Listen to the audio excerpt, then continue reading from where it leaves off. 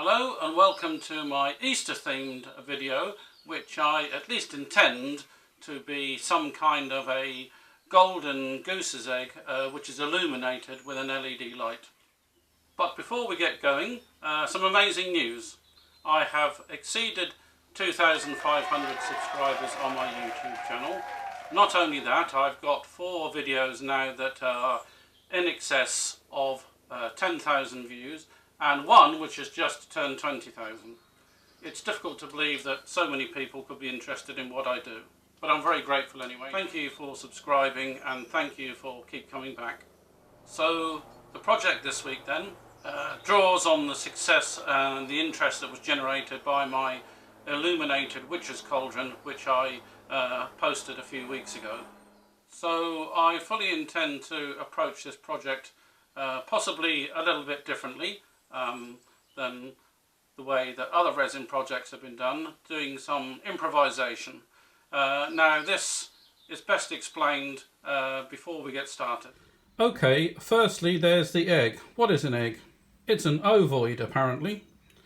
Well, at least according to Google. So anyway, I've used the various formula for calculating the shape and dimensions of an ovoid to be something that's 3 inches in diameter, and have come up with this.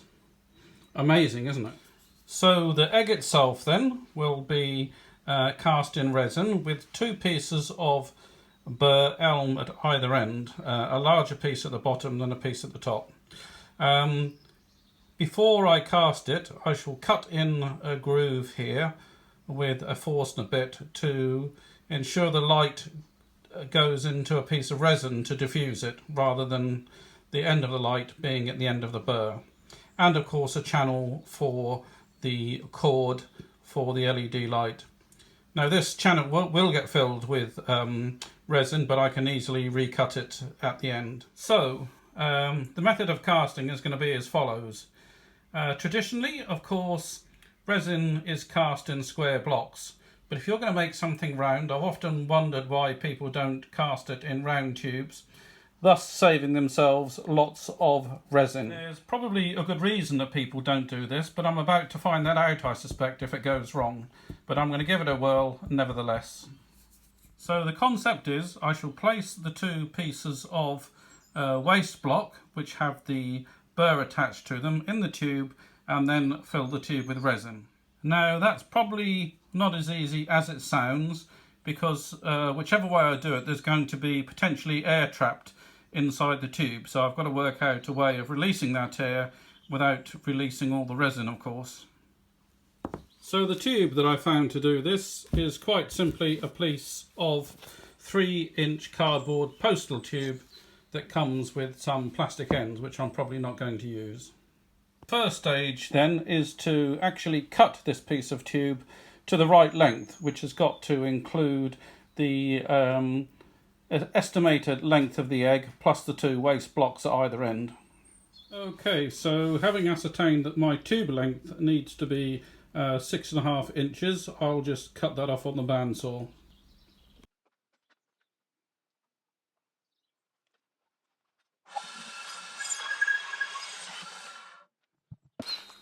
Now, just to make the cardboard tube less porous inside, I'm going to give it a couple of coats of plastic coat.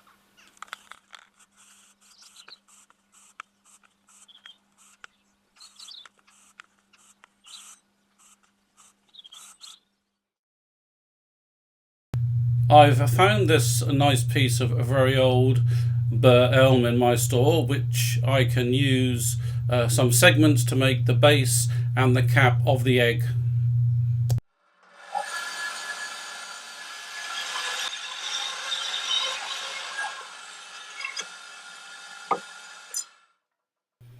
So here I'm just setting up the bandsaw to cut a slice about 3¼ inches, which gives me some room to manoeuvre.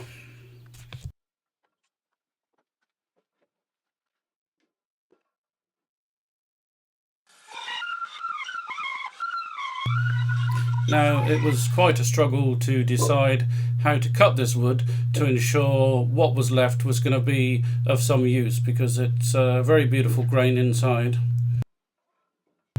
Having cut it the best I can, I now needed to slice off a section of the exterior of the burr for the 2 pieces I need for the inside of the egg.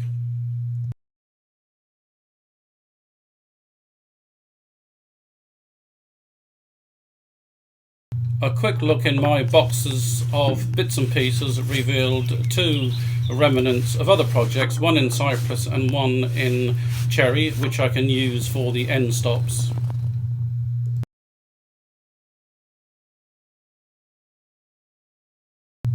The plan here is to square off and face off the 2 end blocks and use epoxy resin to stick the 2 pieces of burr to.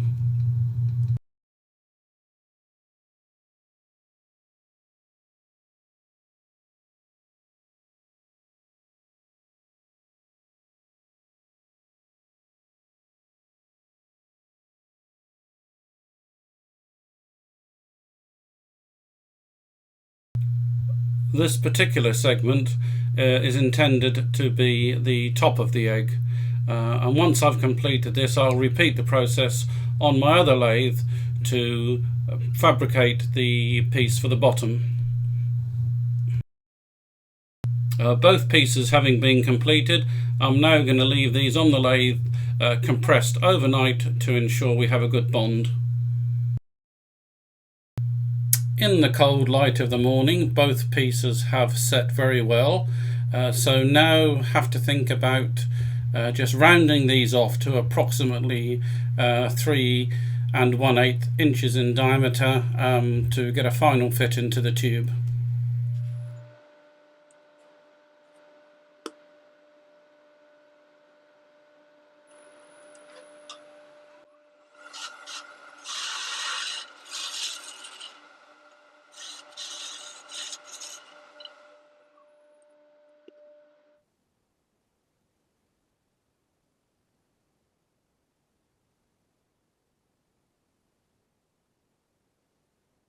Now I do want to add some embellishments on the burr before I cast it in the resin. So what I intend to do is to clean off the burr and add some gold leaf in the low areas of the burr.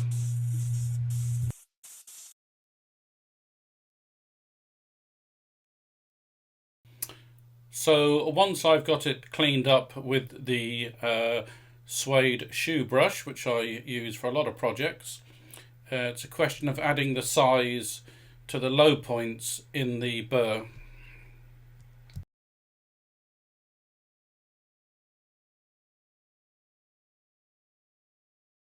Having given the size about 15 or 20 minutes to dry off and become tacky, it's now a question of getting the gold leaf into those nooks and crannies. And having given it 1 or 2 hours for the size to dry completely, it's a question of now removing all of the excess gold leaf with a brush and then with the airline. So the next stage then is to glue the base of the egg in position in the tube using some epoxy resin. I plugged the hole where the cable will run into the piece using some blue tack, and I also drilled this hole in the top piece to let the air escape. So having calculated the amount of resin that I'm going to need and pre-mixed part A and part B in this plastic cup, I'm adding some gold mica powder that I found on eBay, which is in fact marketed for nail decorations. Now I'm reliably informed that using mica powder will give a random cloudy pattern rather than a uniform appearance when it's cured. Whatever the appearance of the final product, as long as it's translucent and not transparent, I'll be happy.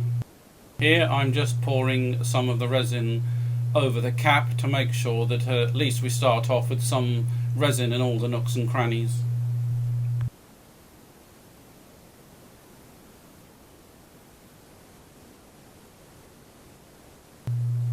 Thereafter I'm just going to push the cap down into the tube until all the air is expelled and resin starts to appear through the hole.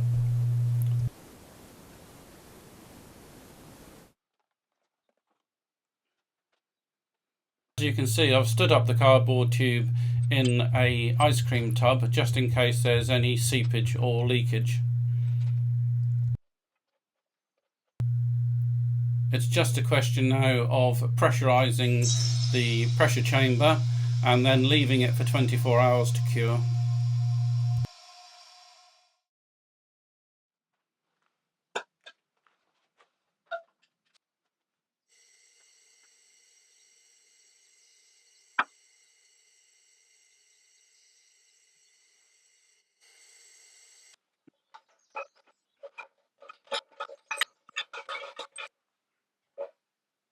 Ah, that's an encouraging result. At least it's in one piece and no leakage. Now, before I can mount this back between centres, I just need to trim off the excess cardboard from both ends.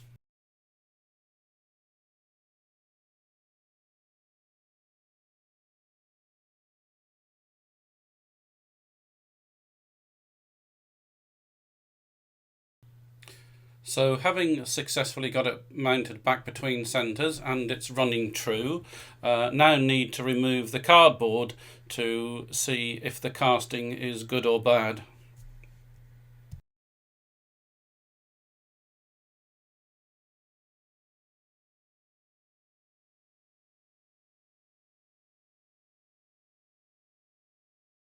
Having turned off the cardboard and exposed the resin, I can see that the casting is far from perfect. So I have to make some decisions as I go along as to whether to retain these as features in the final piece or to turn out the defects, thus reducing the diameter of the project. Now, some of these defects in the casting will of course be lost when the egg shape is developed.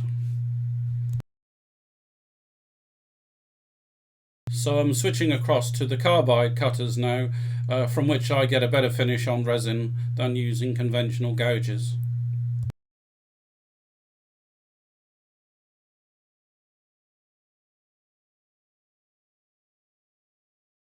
The base of this piece needs to be hemispherical, and I'm going to use my Paul Howard sphere jig to make the best possible job of this. I've decided to mount this piece on top of a small plinth, so I'm going to need to leave a small flat section at the base on which to mount it on the plinth.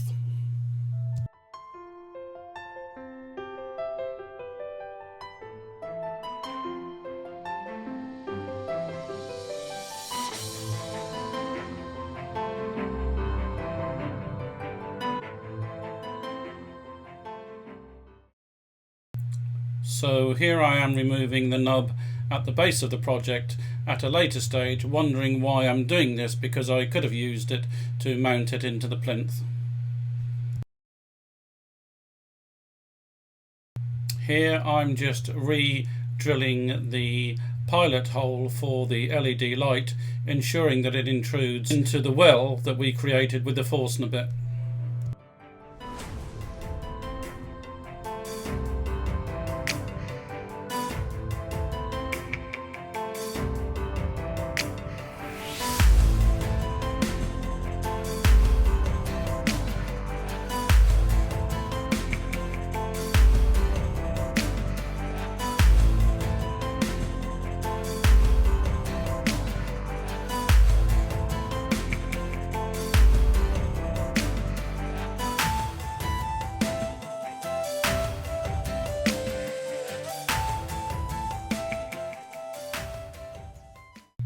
So having done some dry sanding, I move across to wet sanding with some old pieces of sandpaper in order to reduce the dust.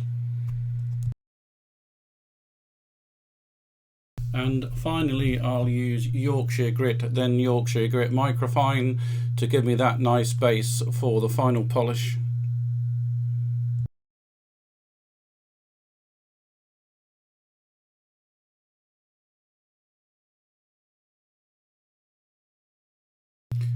Now, to turn off the nub, I'm mounting the piece in a vacuum chuck. Now, this is not ideal because there's no contact between the piece and the outer ring, and you really need this to maintain stability. So I'm going to take very light cuts to avoid moving the piece in the chuck.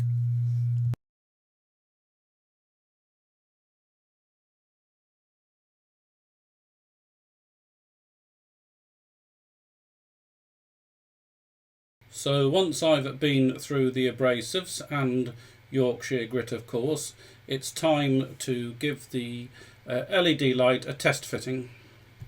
As you can see, it illuminates the piece quite well, although it's possibly a little bright, and I may have to tone down the LED source light. Okay, moving on then to the plinth. I found a piece of old 3x3 maple that I can use for this purpose.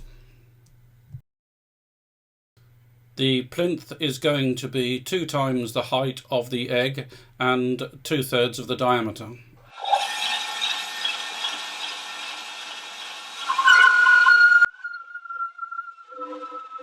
For the design of the plinth, I want to keep it a square except for the top to be hemispherical to match the shape of the egg.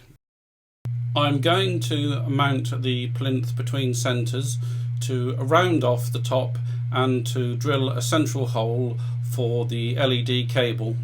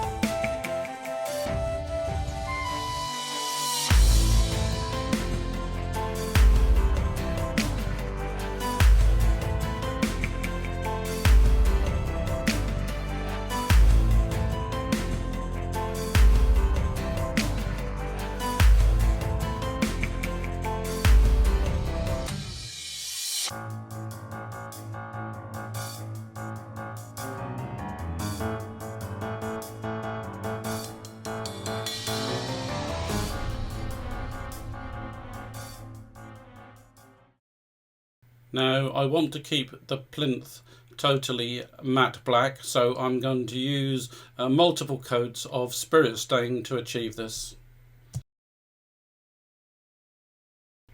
Once the spirit stain was dry, I added a little gold leaf around the rim before finally fitting the cabling through the plinth.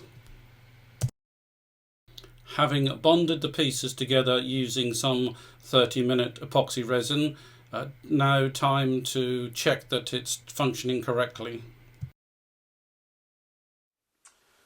So there we have it then, a vaguely themed Easter mystical gold goose's egg. Now, my concept of casting the resin in a tube instead of a cube or a square or an oblong, as is traditionally done, didn't work out too well, but it's worth pursuing, I think. At least it was fun to do. I kind of enjoyed it, something different, and it was kind of a lead-in to a larger project which I intend to do later in the year, which is going to be a 6-inch illuminated sphere. So thanks very much for watching, and I hope to see you again next week. Now, I've had it in my mind for a few weeks to turn a natural edged lidded pot, and for that I needed a piece of timber with one side that is reasonably flat. I think I might be able to do something with this old piece of yew.